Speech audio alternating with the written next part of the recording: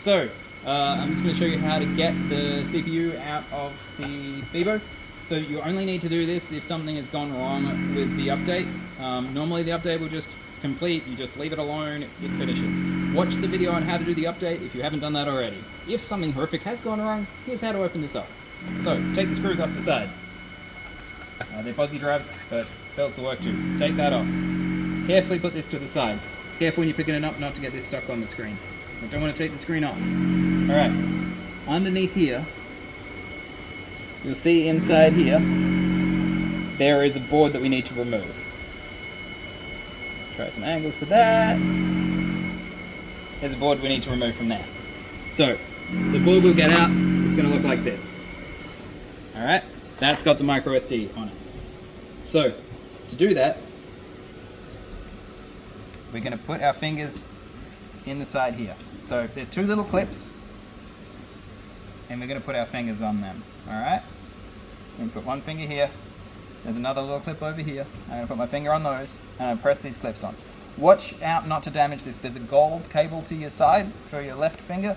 Try not to push on that one, and just push these little clips out. The little clip's going to fall off, or they're going to like release, and then you're going to hear this little click. Should be very gentle, no force required. And then you push the board back towards the back. And then pull it out the front, pick it up, and you've got it. Alright.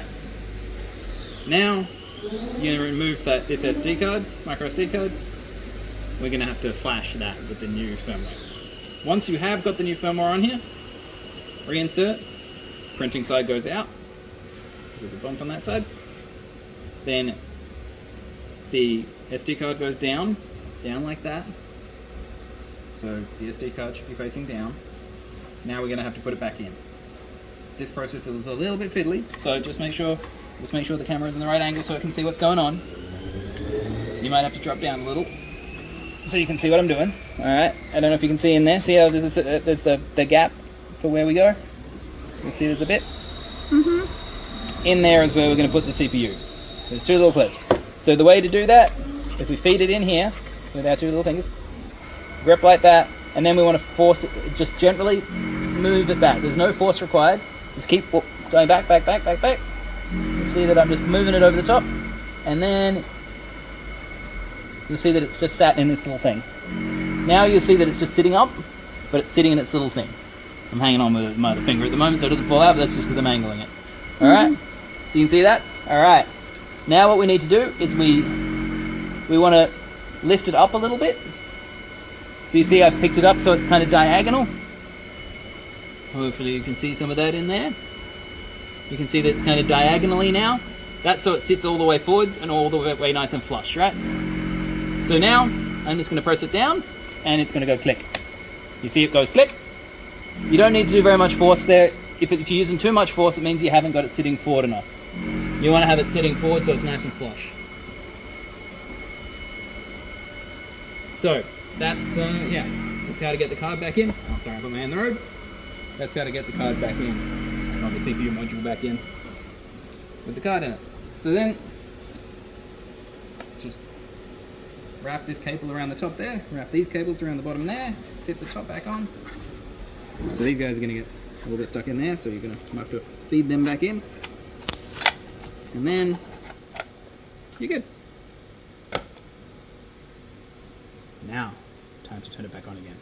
If, when you turn yours on, there's 3 different versions of screens from different eras. There are different... When you download one, there's an update. Read the instructions as well, but there's an update you're going to need to put on. If you turn it on and it doesn't come up, or it's got random scribbles on the screen, that means it's running the wrong firmware driver. Follow the instructions for putting the firmware update for the driver on the thing. It's different than the whole big firmware update. It's really quick. You're just going to turn it on, and you have to tell that firmware update. It's one little file you have to edit, and it will tell which screen you need to use. So, full written instructions there as well, but that's the next step. And then you'll be in action with the latest firmware. And that'll fix any startup problems that could occur. Cool, thanks. Cool. So I've just switched the board in here and flashed and put a new card in here. And you can see there's a little green light in there.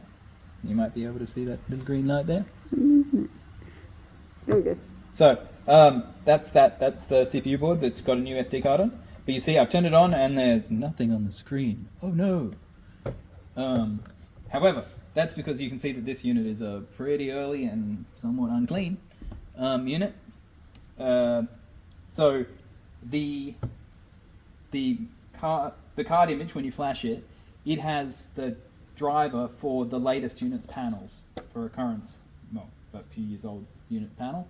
And if you've got a unit that's 7 or 8 years old, it won't have the right driver on it. So you need to use the panel update files. You'll find them, the link to them, in the description and in the update stuff. So put them on the things, and then you'll need to insert the USB, turn off your pedal, and start that up with that in. So if this happens, don't panic. You also, depending on which version it is, you might get random scary looking lines on the screen, like random shapes and patterns and stuff. Don't worry, just do this process.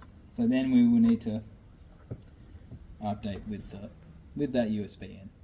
So it will just take a little bit of time, and then after, say, a comfortable 5-ish minutes or something, we'll just unplug this again and turn it on again. And then your screen will be back in action and everything will be okay. So you can see now that just finished changing the panel file, so I just put the correct panel version on this one. You need to edit that with your text editor. So on this one, I tried 23 first. This model is actually obviously much older than that one is. So then I tried 19 and it started up fine. So yeah, because this is a 2018, 2019 digit. So yeah, depending on the year, you will need to try those ones. Just try one. If it doesn't work, try the next one. There's just, by default it's on the recent one. So you either try, they're listed in the README, but 23 or 19. So there's just going to be 2 options to try. One of the 3 is going to work.